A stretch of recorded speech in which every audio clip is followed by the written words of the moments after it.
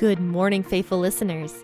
You have tuned in to the P40 Ministries podcast, the one place where you can get a daily explanatory Bible reading to start your day strong. This is your host, Jen, bringing you a brand new episode out of Genesis.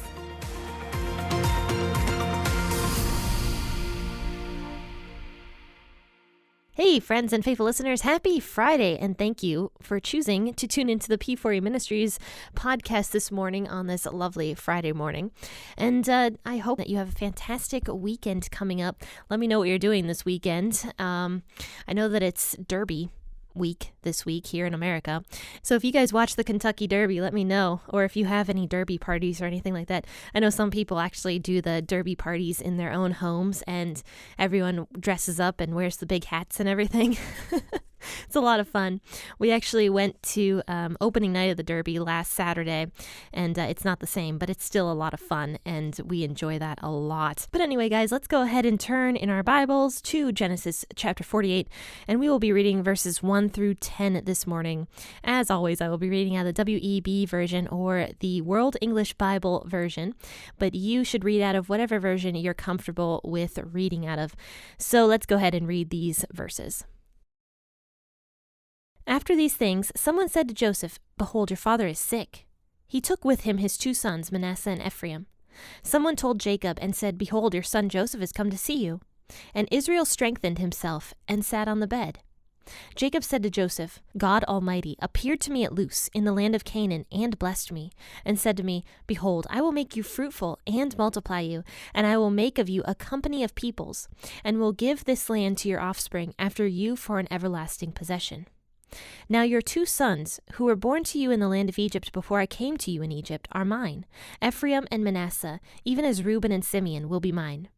Your offspring, whom you become the father of after them, will be yours. They will be called after the name of their brothers in their inheritance. As for me, when I came from Padan, Rachel died beside me in the land of Canaan on the way, when there was still some distance to come to Ephrath, and I buried her there on the way to Ephrath, also called Bethlehem. Israel saw Joseph's sons and said, "Who are these?" Joseph said to his father, "These are my sons, whom God has given me here." He said, "Please bring them to me, and I will bless them."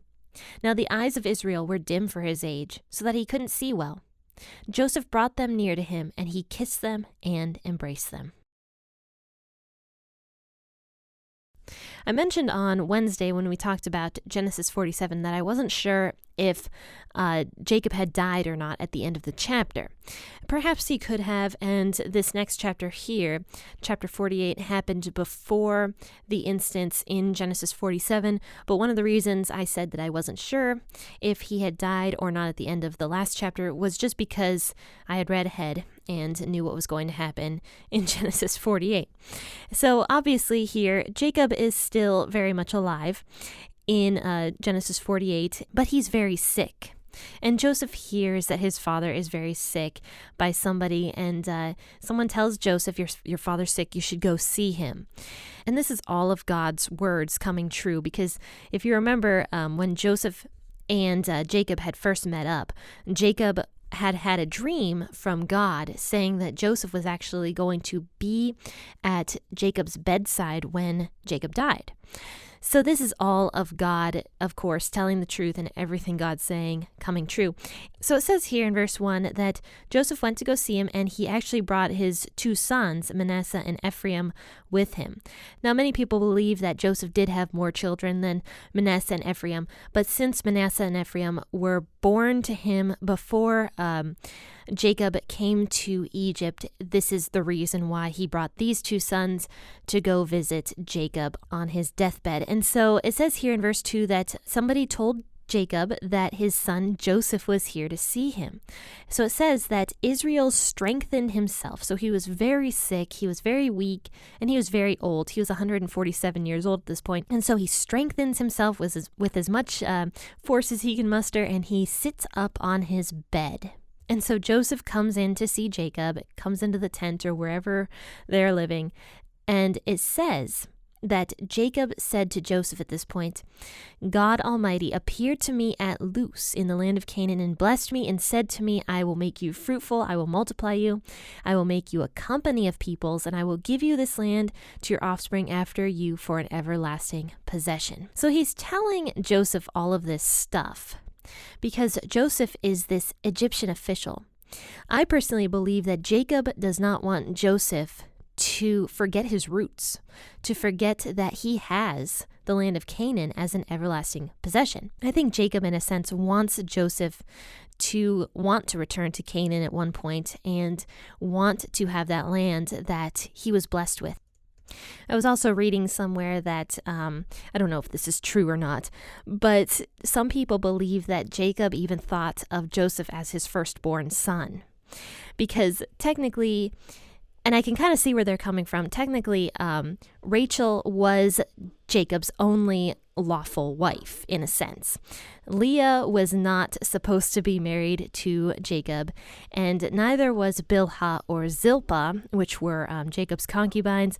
So Leah was technically the wife that he loved and considered to be his lawful wife. So the fact that he's bringing Joseph in to tell him all this stuff, it's a possibility that Jacob did consider Joseph to be his firstborn son, legitimate son, and stuff like that. Now, I don't know if that's the case. That is complete speculation, but I thought I should throw that out there as well. But I do believe that Jacob did not want Joseph to become comfortable in Egypt, even though Egypt had treated Joseph extremely well and he was a powerful official there. I don't think Jacob wanted Joseph to be comfortable. So this is why he's telling him all this stuff that, the land of Canaan belongs to our family. God promised it to us. He promised it to Abraham. He promised it to my father. And he appeared to me in Luz, and he promised it to me as well. And so after this, it says, Jacob is still continuing to talk to Joseph, and he says in verse 5 here, now your 2 sons who were born to you in the land of Egypt before I came to you in Egypt are mine, Ephraim and Manasseh, even as Reuben and Simeon will be mine. And so he's basically adopting Ephraim and Manasseh, which were Joseph's 2 sons that had been born before Jacob had gotten there. And I think Jacob doesn't know that Ephraim and Manasseh are standing right there. And I'll talk about that in a minute. But he's talking about Ephraim and Manasseh, saying that he's going to adopt these 2 sons as his own. Rather than being his grandsons, they are going to become his heirs, his sons.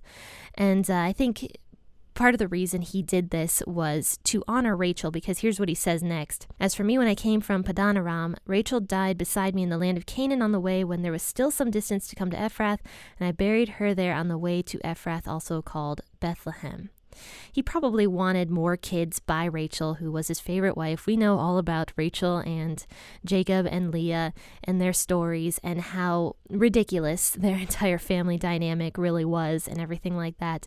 But Rachel died young. She died with only 2 sons, and she died in childbirth with Benjamin. So this was also a way to honor Rachel and to remember her, that he's going to adopt 2 more sons that had come from Joseph and consider them his own sons as well. He says, they will be mine even as Reuben and Simeon will be mine. So basically, Reuben and Simeon are the 2 firstborn sons he had with Leah. And so it says here that your offspring, whom you became the father of after them, will be yours. So I'm not quite sure what that means. That might be referring to Joseph's other sons, perhaps. They will be called after the name of your brothers in their inheritance. Or I'm sorry, their brothers in their inheritance. Okay, so that is what that means. Basically, any sons that Joseph has from that point on will be under the tribes of either Ephraim or Manasseh, because we know that the sons that Jacob has, minus Joseph, they all become the 12 tribes of Israel.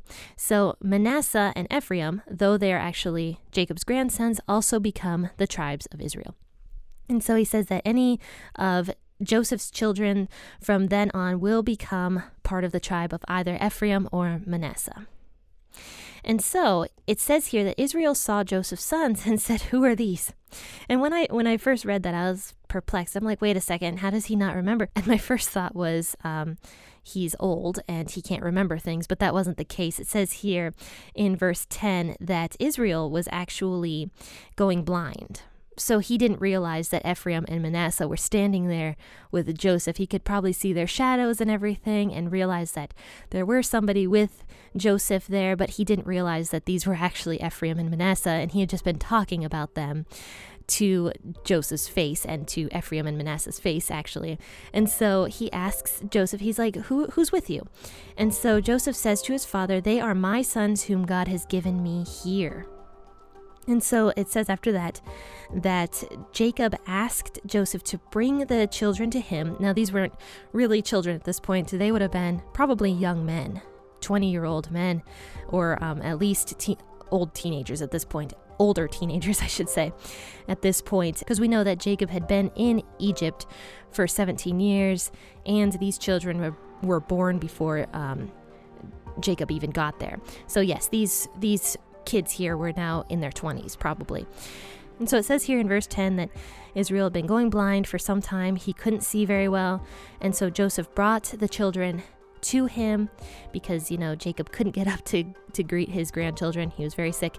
He kissed them and he embraced them. So he is finally taking them under his wing practically and showing affection to two children who he now considers his sons, and he embraces them, he hugs them. He doesn't mind that they were born of an Egyptian woman. He doesn't care about any of that. He just loves these children. They are his now adopted children in a sense, and they have just as much right to an inheritance by Jacob as any of his other children do as well. So we will discuss the rest of this chapter on Monday. So join me then at 6 a.m. I ask that you have a fantastic weekend this weekend. I'm not going to keep you for too much longer. This was kind of a shorter episode today, but that's all right. We can discuss this more on Monday. But friends and faithful listeners, have a happy and wonderful weekend. God bless and happy listening.